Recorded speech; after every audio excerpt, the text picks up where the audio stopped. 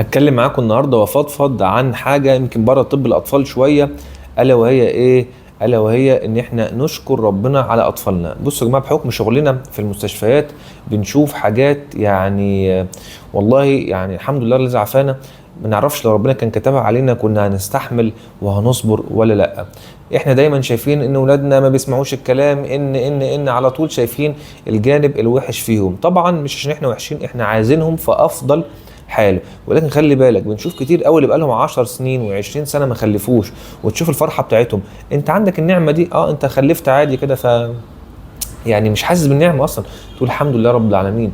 خلاص لما تشوف ان طفل عنده عيب جيني ويعني بيخلي ان هو هيعيش فتره معينه، سنه سنتين ثلاثه، انت عارف يعني ايه تتعلق بالطفل وانت عارف ان هو هيتوفى؟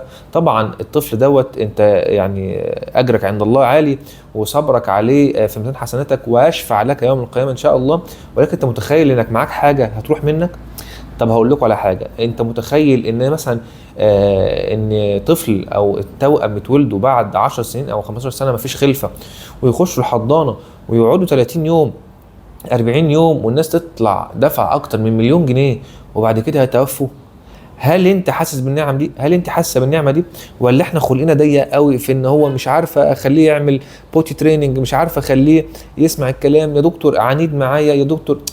لا، بصوا النص الكوبايه المليان شويه. طبعا احنا بنشوف النص التاني عشان نتحسن وعايزينه في افضل حال، بس ده ما يخليش عندك في مشاعر سلبيه، في انك مش طايقه نفسك، شايفه العيال دول اسوأ حاجه في الدنيا، يا كنا مرتاحين من غيرهم. لا، دول نعمه كبيره جدا جدا جدا. خلاص، ده زينه الحياه الدنيا. ربنا بيقول ايه؟ المال والبنون زينه الحياه الدنيا والباقيات الصالحات خير عند ربك ثوابا وخير املا. فاللي عايز اوصله لكم بسرعه، مش عايز اطول عليكم، نحمد ربنا يا جماعه، نحمد ربنا، الحمد لله. ولد بنت، المهم ان هو طفل معافى من كل شيء، وهو شايفينه بيكبر قدامنا، نحمد ربنا. نبص على نص الكوبايه المليان، غيرنا والله في مآسي وفي حكايات كتير قوي، انت الحمد لله ربنا كرمك وما انتش حاسس بيهم. وده امتحان على فكره، كلنا في امتحان، اللي في ابتلاء في امتحان، واللي في نعمه في امتحان برضو. ربنا بيقول ونبلوكم بالشر والخير فتنه. فالمنعم اللي ولاده زي الفل وبيسمعوا الكلام واموره كويسه، ده في فتنه. ليه؟ هيشكر ربنا ولا مش هيشكر؟ خلاص. واللي ربنا ابتلاه ويعني عنده شويه مصاعب في الحياه وعنده شويه ابتلاءات، برضو هو كمان في امتحان. ربنا يا رب يعدينا امتحانات الدنيا على خير، ويرزقنا شكره يا رب على جميع نعمه. شكرا.